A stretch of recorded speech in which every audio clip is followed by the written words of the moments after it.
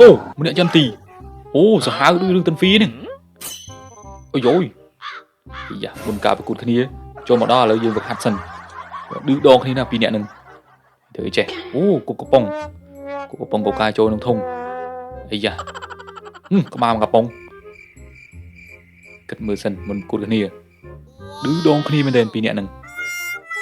អូស្ទាយគេអាប៉ែអ្នកចាំទីបងប្អូនប្រិមិត្តយើងនេះក្បាលកំប៉ុងអូនេះស្ទាយអ្នកចាំទីរបស់រឿងតាន់ហ្វីណានេះអូយោម៉ែអូមួយទាត់យ៉ាអូទៅលួទៅនេះលួដល់ជួយទាញទ្វារបិទបណ្ដោយបងប្អូនប្រិមិត្តយើងចាប់អត់បានទាញទ្វារបិទអ្នកចាំទីសាហាវមែន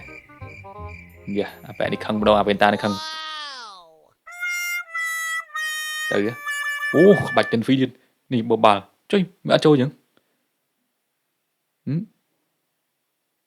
អូជាប់ជាមួយខ្យល់វាប្រើអាខ្យល់នោះអូគេផ្ទះដៃគេសบายចិត្តគេលើកដៃគេថាអរគុណទៀតអរគុណបងប្អូនសម្រាប់ការតាមដានសូមជម្រាបលា